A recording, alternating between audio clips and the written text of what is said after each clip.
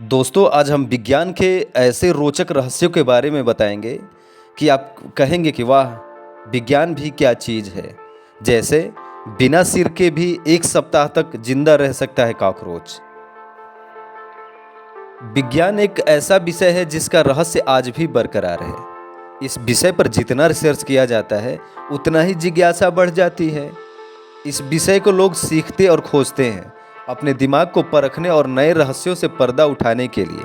लेकिन कभी-कभी हम विभिन्न विचारों और सोच में फंस जाते हैं और अपने मन को इस उलझन की स्थिति से निकालने के लिए हमें कुछ अलग सोचने की ज़रूरत होती है। जैसे कॉकरोच अपनी मेहनत के लिए प्रसिद्ध होते हैं। इनका सर्कुलेटरी सिस्टम खुला होता है, इसलिए ये अपने शरीर के प्रत्येक खंड में स्थित छोटे-छोटे छिद्रों से सांस ले लेते हैं। वे सांस लेने के लिए मुंह या सिर पर निर्भर नहीं होते। इसलिए कॉकरोच 1 सप्ताह या इससे अधिक दिनों तक बिना सिर का जिंदा रह सकता है। कॉकरोच केवल इसलिए मरता है क्योंकि बिना मुंह के वह पानी नहीं पी सकता और प्यास से मर जाता है। अब आगे बात करते हैं दूसरे रहस्य की। जैसे क्या आप इस बात से वाकिफ हैं कि मनुष्य की नाक की याददाश्त बहुत तेज होती है। आपके नाक में यह अद्भुत शक्ति है कि वह 50,000 अलग अलग गंध को याद रख सकता है ना? नाक एकदम कमाल की चीज। अब आगे जीभ की बात कर लेते हैं। आपने यह नोटिस किया होगा कि हर किसी की जीभ का आकृति अलग होती है। जैसे हर किसी के उंगलियों के अलग अलग निशान होते हैं, उसी तरह जीभ के निशान भी अलग अलग होते हैं। हालांकि फिंगरप्रिंट के लिए टेस्ट उपलब्ध है, लेकिन जीभ के लिए ऐसी कोई तकनीकी अब तक नहीं बनाई गई है। अब मानव पेट की बात कर लेते हैं।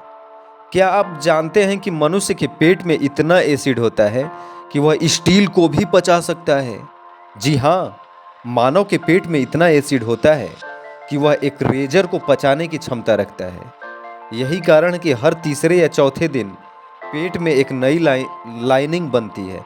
अगर ऐसा नहीं होता तो एसिड के कारण पेट खुद ही गल जाता है। अब बच्चों में हड्डियों की बात कर लेते हैं।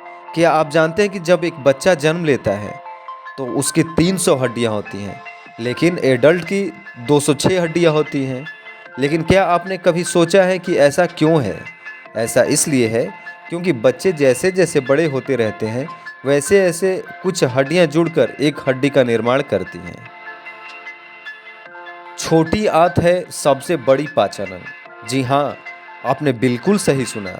छोटी आंत का नाम सुनकर लगता है कि यह छोटी होगी, लेकिन मानव के शरीर में यह सबसे बड़ा पाचन अंग है।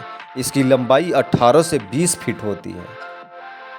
आगे एक और रहस्य की बात कर लेते हैं। जैसे पानी में आप नमक जैसे डालेंगे तो पानी का लेवल नीचे हो जाता है, डाउन हो जाता है।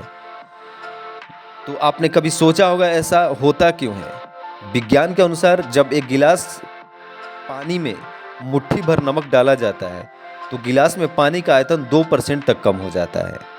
इसका कारण यह है कि जब पानी में नमक मिलाया जाता है तो पानी के विलायक गुण, सॉल्वेंट मॉलिक्यूल विखंडित आयन के आसपास क्षेत्र में अधिक सुव्यवस्थित हो जाते हैं। आगे बात कर लेते हैं। जैसे पानी के संपर्क में आने पर कुछ धातुओं में विस्फोट होता है।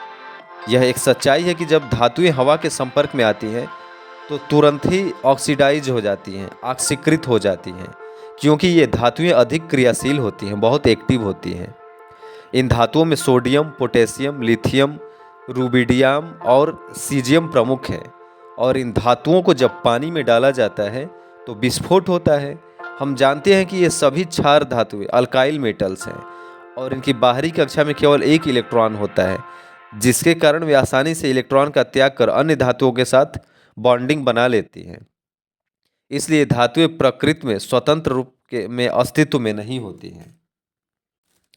क्या आप जानते हैं गहरी नींद में सोते समय हमें गंध का पता नहीं चलता।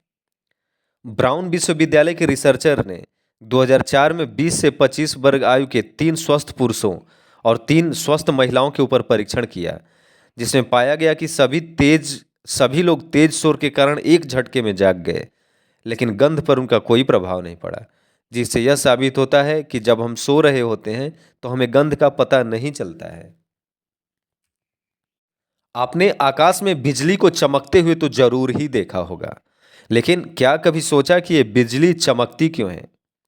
बादल बारिश के दौरान बादल में उपस्थित पानी के छोटे छोटे कण वायु की रगड़ के कारण आवेशित हो जाते हैं, चार्ज हो जाते हैं। कुछ बादलों पर पॉजिटिव चार्ज आ जाता है और कुछ पर नेगेटिव चार्ज आता है। जब एक पॉजिटिव चार्ज बादल नेगेटिव बादल के पास पहुंचता है तो उनके बीच लाखों वोल्ट का वोल्टेज डिफरेंट पोटेंशियल डिफरेंस पैदा हो जाता है। इससे वे अधिक वोल्टेज के कारण इनमें इनके बीच की वायु में विद्युत धारा बहने लगती है। इससे ही प्रकाश की एक रेखा पैदा होती है, उसे हम बिजली का चमकना कहते हैं। विद्युत धारा के कारण बहुत अधिक गर्मी पैदा होती है, जिसमें वायु एकदम फैलती है।